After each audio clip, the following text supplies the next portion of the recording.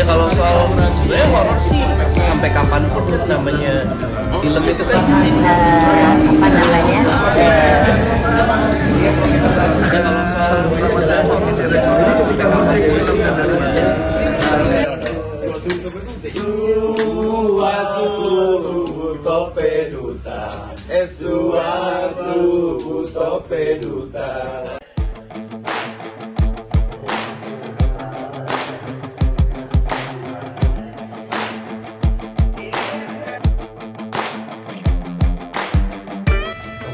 salah satu yang menginspirasi kehidupan saya ini bukan Pak Dewan Pak Dede Yusuf. Tantangan balik lagi ke tantangan kan ini salah satu solusi bonus demografi itu ada di ekonomi kreatif. Jadi ini yang paling penting, esensinya di dalam pembangunan manusia IPM itu kan ada pendidikan, ada kesehatan, ada daya beli, ada satu lagi namanya indeks kebahagiaan.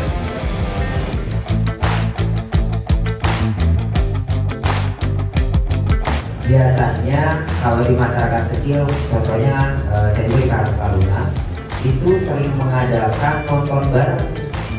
Jadilah yang seperti tadi Kang Dede sampaikan, itu ketika seminggu sekali kita adakan nonton bareng.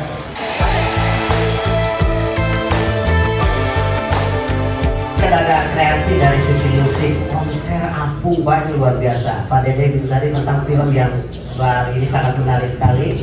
Mungkin Pak Alim bisa mengelaborasi dan sekaligus mencetuskan ada nggak program-program bagi anak-anak Bandung Barat ini atau anak-anak muda kita, milenial untuk melayankan kreasi film-film pendek yang juga mensupport perindustrian perfilman kita. Maka silakan Pak. Baik, benar kan saya bilang, gak ada pembicara yang berani bicara film di depan Kang Dede. Itu menggarami air laut kamu.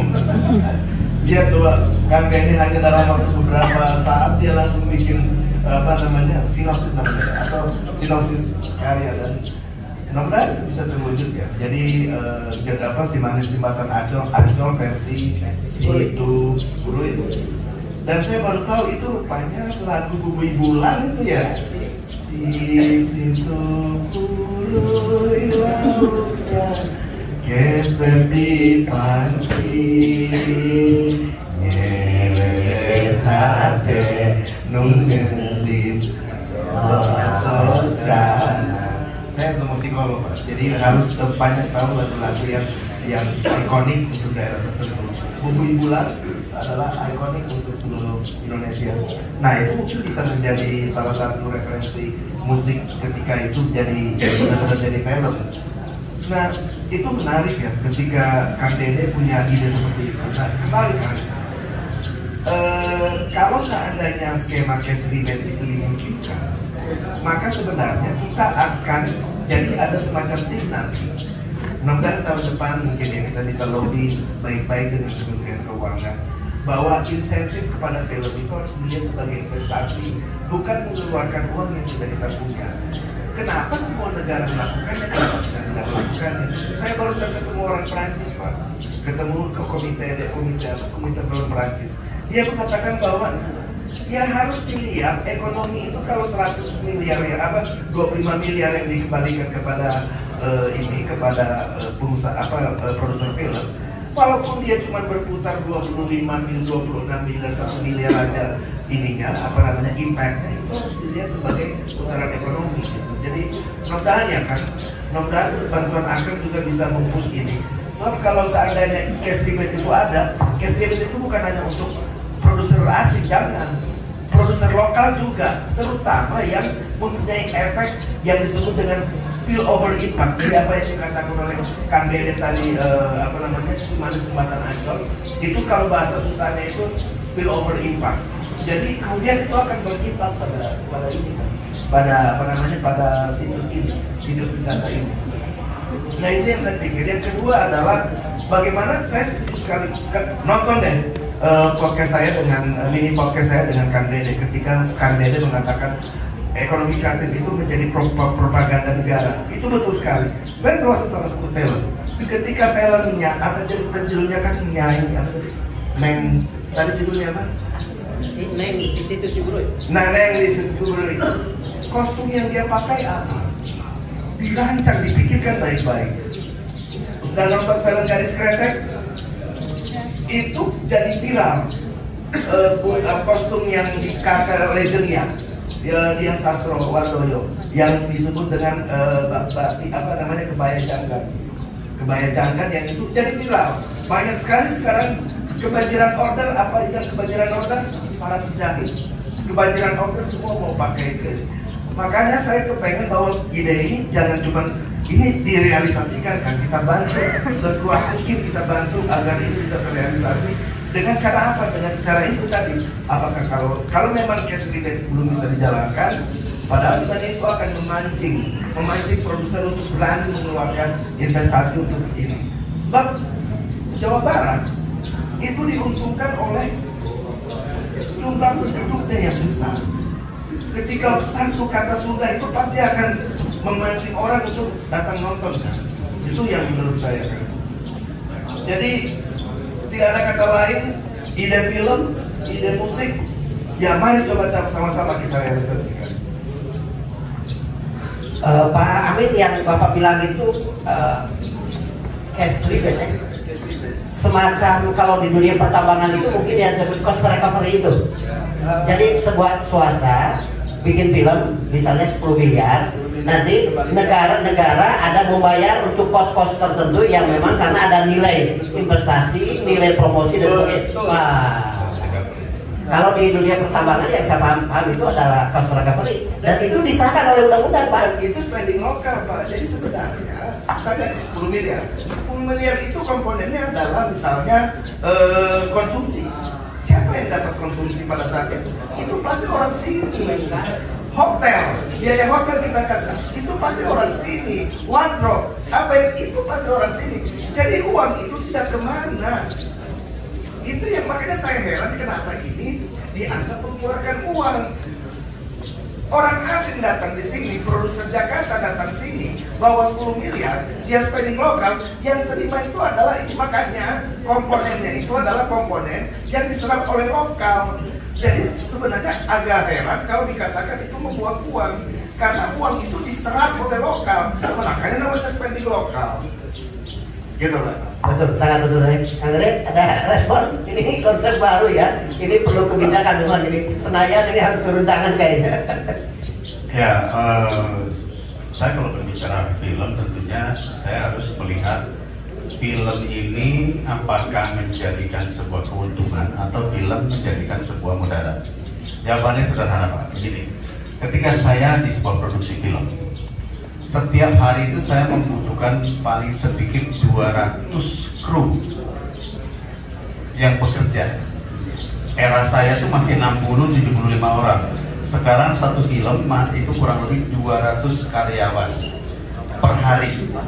Berapa banyak makannya? Berapa banyak kamar tempat dia tinggal?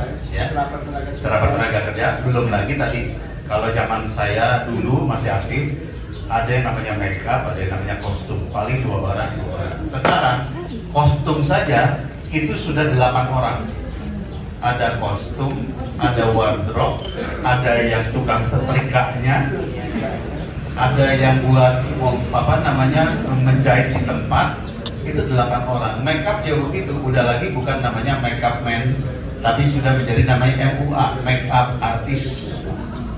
Ada yang buat makeupnya, ada yang buat hairdo itu berarti rambut, ada yang untuk nanti touch up di lapangan, itu paling tidak 6 orang. Belum lighting dan sebagainya. Nah, kalaupun ada orang yang datang ke saya, Pak Dede, saya minta pekerjaan dong. Kamu main aja dulu jadi figuran. Itu bisa langsung begitu dan dapat honor. Karena setiap orang yang muncul di gambar itu namanya ekstra ya. Itu berhonor. Kita kan datang ke sini dulu baru berhonor. Kalau di film enggak, kelihatan di ujung di pojok aja. Kamu duduk di pojok situ ya. Itu berhonor, Pak. Dan itu kita selalu mengambil dari daerah yang namanya ekstra atau figuran, karena yang datang ke lokasi kan hanya bintang-bintang utama dan pembantu, sisanya orang daerah. Itulah pada saat itu menjamur yang namanya agency. Jadi kalau dibilang bahwa film itu memberikan manfaat atau tidak, memberikan. Yang tidak memberikan manfaat adalah pada saat proses penayangannya. Nah ini saya akan cerita. Data dari Pak Amin tadi mengatakan ada sekitar 500-an bioskop di seluruh Indonesia dengan kurang lebih 2.000 lebih layar. 60%-nya hanya ada di Jabodetabek. 60%. Berarti 40%-nya ada di seluruh Indonesia, termasuk di KBB adalah yang tidak punya bioskop atau layar. Itu sebabnya sebuah film ketika ditayangkan 1 minggu tidak ada penonton tembus 500.000, selesai, turun. Dan kalau kita lihat cost dari sebuah film, rata-rata diproduksi antara 5 miliaran per satu film. Jumlah tiket adalah 20.000 sampai 50.000. Bagi dua tuh, setelah dipotong pajak oleh Pemda, bagi dua lagi antara produser dan pemilik bioskop. Artinya produser dapat sekitar 50% dari setelah potong pajak, pemilik bioskop 50%. Pertanyaan saya, yang lebih banyak keluar investasi produser atau pemilik bioskop? Pemilik bioskop cuma bikin kursi doang sama AC. Kalau produser dia harus ngeluarin izin, lapangan, belum kalau ada nanti ormas yang nongkrong di jalan.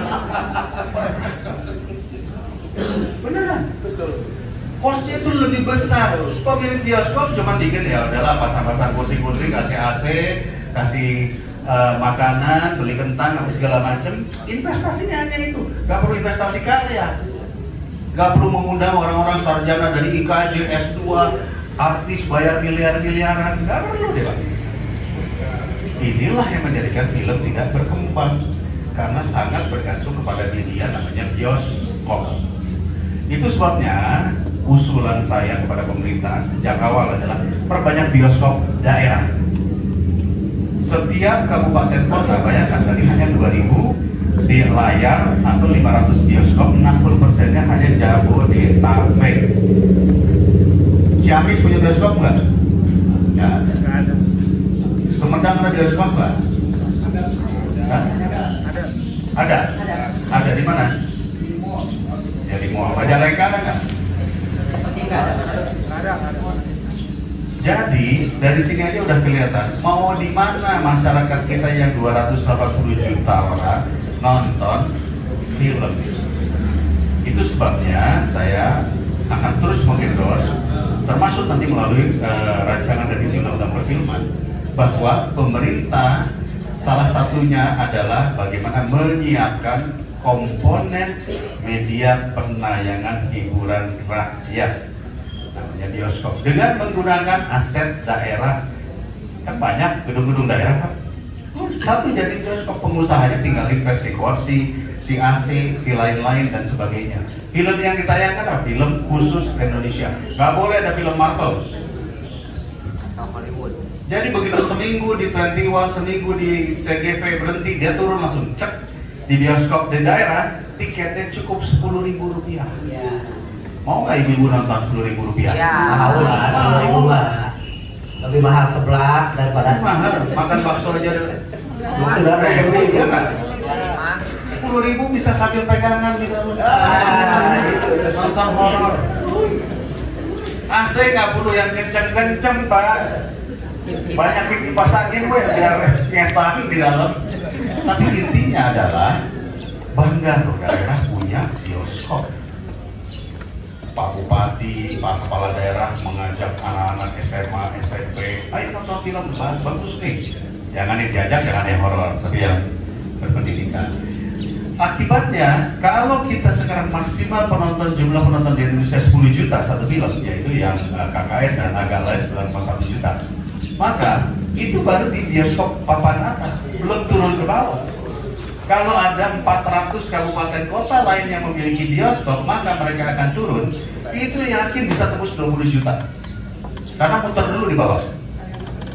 Ditonton oleh orang-orang yang membayar tiket hanya 10 ribuan. Kita nih Pak, kami para politisi, kalau kita pengen datang ke lapangan, kita bawa layar tancap. Pasang di lapangan, yang nonton ribuan. Ada jual singkong, ada jual jagung rebus, ada jual kacang rebus, macam-macam itu ekonomi kerakyatan bergerak. Yang diputar film apa juga? Oma Irama. Akan bangun. Yang sejak zaman tahun 80-an berkelana masih ditonton. Warno PKI. Beri Prima ya kan? Masih ditonton Pak. Bayangkan begitu hausnya masyarakat untuk bisa mendapatkan hiburan, tapi nggak ada tempat. Akhirnya terjadi apa? Ya tadi ngabotram di pinggir jalan. Itu kan salah satu bentuk bahwa pemerintah tidak sanggup menyiapkan sarana publik. Sarana publik itu kan bukan yang sekedar trotoar, penyeberangan jalan, taman, tapi hiburan itu tadi yang berkaitan sama emosional dan intelektual. Nah, perlu ke depan kita dorong bahwa pengusaha mau nggak bikin bisa pengusaha, tapi kan dia ketika nggak ada dukungan tadi, bentuknya apakah investasi, cash rebate ataupun juga restitusi pajak ataupun investasi bangunan, terus bisa disiapkan oleh pemerintah daerah yang punya aset banyak, yang akhirnya diseret-seret juga sama pasar modern tuh, kalau nggak Indomaret, Alfamart atau yang lainnya. Dibikinkan itu sehingga Senin sampai Kamis tiketnya lebih murah, 5.000. Jumat, Sabtu, Minggu 10.000. Weekend. Itu untuk memperbanyak orang nonton. Itu saya yakin ini akan mendorong animo masyarakat untuk menghargai produk film dan tidak menonton hanya dari HP. Karena beda Pak, kita yang bikin ya, waktu syuting. Tunggu. Maaf, ini kalau yang syuting nih, pemain utama udah pasti cantik, udah pasti, karena ada mukanya segede gaban di depan layar. Tapi kalau yang duduk-duduk di pojok begitu, biasanya nggak diperhatiin. Kenapa? Alah, nontonnya di TV kecil, nggak akan keperhatiin. Nah, bedanya film bioskop sama film yang akhirnya jadi nonton di HP itu adalah di situ. Ketika di bioskop kita harus mulai memikirkan emosi orang seperti apa, musiknya seperti apa, ekstrasnya nanti harus punya karakter dan sebagainya. Nah itu harapan saya, kita mengapresiasi film dan film. Gitu. Ini luar biasa, tepuk tangan kepada kita ya.